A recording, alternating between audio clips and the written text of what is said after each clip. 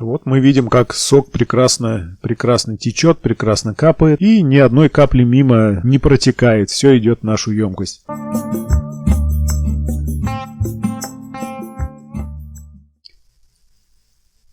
Привет, народ! Вот наконец-то выбрался к себе на дачу. Все ждал, пока сойдет грязь. Будет не так грязно в лесу, да и вообще на дорогах. Сейчас середина апреля, березовый сок идет хорошо. Хочу вот показать свой способ сбора березового сока. Способ удобный, чистый, быстрый. Никакого вреда береза не получает с этим способом сбора. Вот, я собираю уже несколько лет примерно на одних и тех же березах. Ничего с ними плохого не происходит. Вот. Я в каких-то огромных масштабах сок из них не выкачиваю. Собираю себе там пару бутылочек. Вот, и все.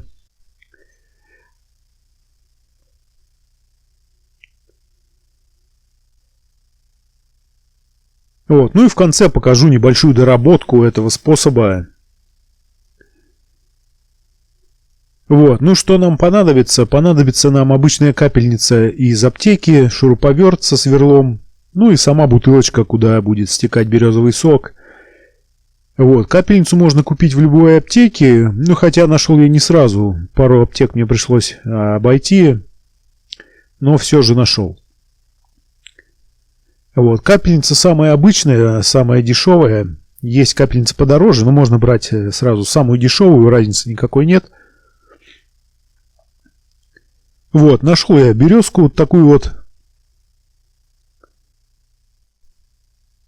Ну, давайте начнем. Берем, значит, достаем нашу капельницу. Мусор не выкидываем, забираем его с собой.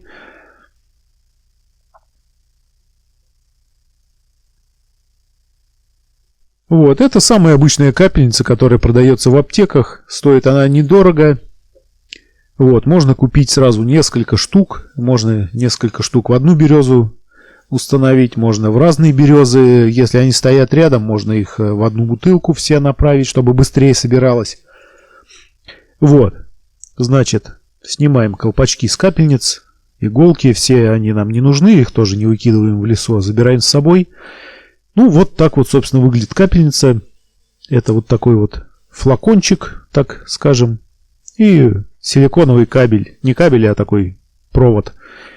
Вот, на другом конце его такая резиночка с трубочкой пластиковой. Вот, внутри этой колбы есть фильтр. Ну и другой конец я опускаю в бутылку. Обычно использую пробки. Берешь Просто беру пробку, просверливаю дырочку под диаметр этого штырька. Вот, и туда очень хорошо он вставляется и держится там. Никакие муравьи туда не пролезают, не попадает грязь.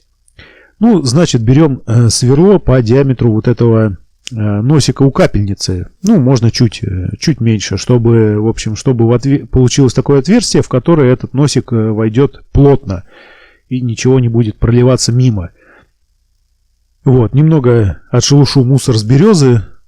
Вот этот вот грибок какой-то, который растет на всех деревьях. Ну, сверлю я обычно под углом. Ну, я не знаю, я, в общем-то, пробовал и прямо сверлить, и под углом. Разницы никакой нет, но как-то по инерции вроде кажется, что жидкость течет вниз. Вроде кажется, что так будет лучше. Ну, может быть и правда лучше, я не знаю, как-то не заметил разницы. Ну, вот как мы видим, березовый сок сразу сильно потек. Вставляем в это отверстие нашу капельницу, входит она плотно. Березовый сок никуда мимо не проливается. Ни одной капли не проливается мимо. Весь сок идет в нашу капельницу и сливается по трубочке в бутылку. Вот. Ну, конечно, с фольгой этот способ я придумал не очень удачный. Лучше была бы пробка. Ну, как мы видим, березовый сок течет очень хорошо он капает, прям почти струей. Наберется эта бутылочка, ну, буквально через час можно уже подходить и проверять. Вот, если, конечно, поставить огромную емкость, оставить на несколько часов, если там, может быть, на ночь, сок, скорее всего, начнет идти потом уже все меньше и меньше, не таким напором. Вот, но мне вполне этого достаточно. Вот, кстати, мы видим, Это тут кажется, что ничего не льется, но на самом деле он льется очень хорошо. Просто такая струйка, она стоит как будто на месте. Вот. На самом деле сок очень хорошо льется. Мы видели это на другом конце трубочки. Вот. В этой колбе установлен фильтр, который может со временем, если очень много собирать сока, он со временем может, конечно, засориться. Вот. Капельница, она неразборная, поэтому если он засорится, то сок не сможет нормально проходить. Вот мы видим белый фильтр такой внизу, где выходит трубочка. Вот. В конце я сейчас покажу, как можно избавиться от этого фильтра. Если использовать капельницу, придется вам повторно, допустим. Я, конечно, оставлял капельницу на следующий год. Думаю, вот возьму, промою ее, возьму и буду использовать снова. Но как-то они у меня все терялись постоянно. Постоянно я покупаю новые. Вот. Ну вот, собственно, вот так вот оставляем нашу бутылочку. Ну и через час я приду, посмотрю. Сок получается очень чистый, прям кристальной чистоты. Так, ну и вот нашел я березу еще намного толще. Сюда решил поставить 5-литровую баклажку и поставить сразу 2 капельницы, чтобы, ну, времени у меня сейчас немного. Вот, нужно, чтобы побыстрее она наполнилась. Здесь я установил 2 капельницы вот таких. Они немного отличаются, просто в аптеке не было самых дешевых, пришлось взять еще 2 чуть подороже. Вот. Эти капельницы подороже, но смысла нет брать их. Потому что любая самая дешевая подойдет. Здесь, как мы видим, фильтр уже намного крупнее. Он идет по всей вот этой колбе. Вот. Но, в принципе, никакой разницы нет, какую капельницу использовать. Поэтому можно брать самую дешевую. Вот мы видим, как здесь капает сок. Прям идут капельки. Ну, почти струйкой, почти непрерывной струйкой. Вот. На таком небольшом расстоянии я установил сразу 2 капельницы. Вот так вот у нас льется сок. Льется, сразу же фильтруется.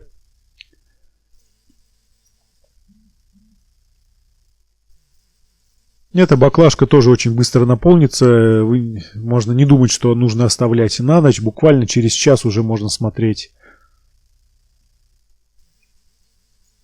Чистейший березовый сок попадает в нашу емкость таким образом.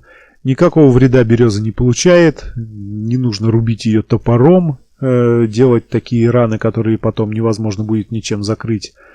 Сейчас я покажу, как аккуратненько эти отверстия можно потом закрыть, чтобы сок не вытекал больше, чтобы никакие микробы туда, грибки, не попали, и береза никакого вреда не получит.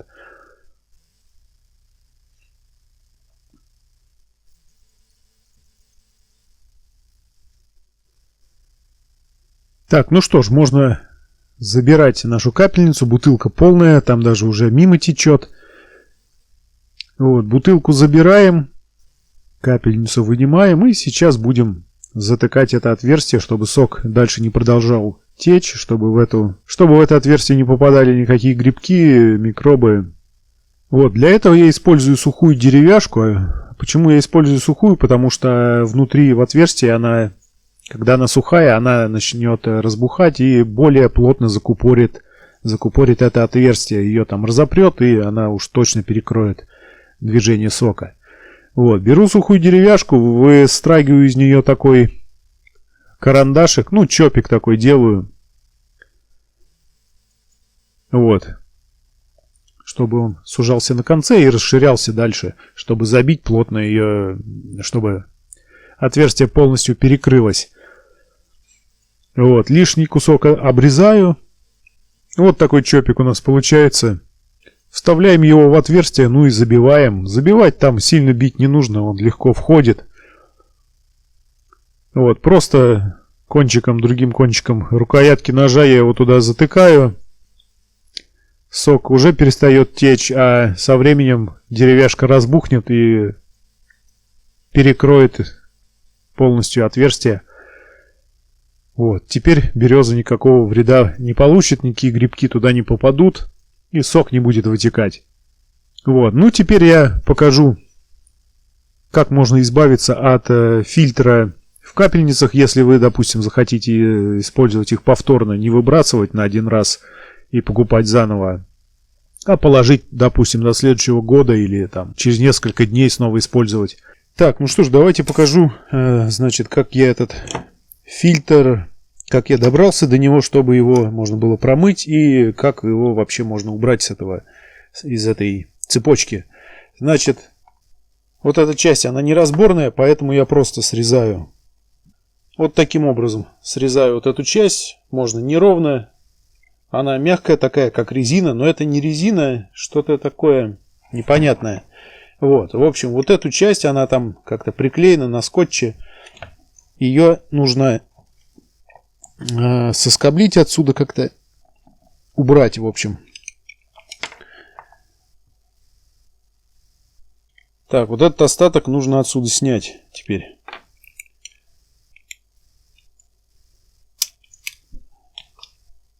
Это я не знаю, если вам, например, фильтр хочется оставить, чтобы он там все-таки фильтровал что-то, какие-то кусочки, оставшиеся в отверстии из березы. Вот. Вообще его проще всего убрать. Сейчас я после этого покажу, как его вообще можно убрать. Так, не очень-то это просто содрать его. Вот, все, значит. Так, ну кусочек остался. Сейчас я покажу просто сам принцип. Мне не важно особо. Вот, теперь вот эту штуку натягиваем обратно. Она резиновая. В общем-то, вот все. Примерно вот так. Ну, если сделать поровнее, мне, конечно, это я так просто принцип показываю. Мне это уже будет не нужно. Вот, вот так насаживаем. Вот, в общем-то и все. Сняли, фильтр промыли, водой ополоснули, надели. Держится плотно. Вот. Только вот так вот ее лучше под углом устанавливать, потому что здесь может протечь. Хотя вряд ли она протечет, потому что герметично так плотненько входит. Таким образом можно промывать этот фильтр. И покажу сейчас, как вообще от него избавиться. Что даже, наверное, будет лучше. Так, берем, значит, просто отрезаем нашу капельницу. Вот этот вот такой стволик, как его назвать, трубочка, она сюда... Конечно, можно ее запихать, но немного шланг вот этот мягенький, он плохо входит. В общем, берем вот эту вот резинку на другом конце и снимаем ее с капельницы. И теперь вот этот конец надеваем. Надеваем на эту трубочку, все, она держится, вот эта резинка очень хорошо прилегает, ее можно вот тянешь уже, она приклеилась, как бы эта резинка. Вот. Ну, собственно, вот и все. Теперь этот конец вставляем точно так же в березу, а этот кончик просто в дырочку, ну или в дырочку в отверстие в крышке на бутылке, или просто в горлышко в бутылку. Вот, собственно, и все. Вот такой способ. Без этого фильтра, наверное, даже будет удобнее, потому что как бы он не особо-то и нужен. Вроде сок и так без него чистый течет. Вот таким способом можно продлить жизнь капельницы, кому это нужно. Вот, ну, собственно, на этом все. Всем спасибо за просмотр. Обязательно подписывайтесь на этот канал, ставьте лайки, пишите комментарии, делитесь этим видео в социальных сетях с друзьями. Этим вы очень поможете развитию канала, ведь вам не сложно, а мне приятно. Все. Всем спасибо за просмотр.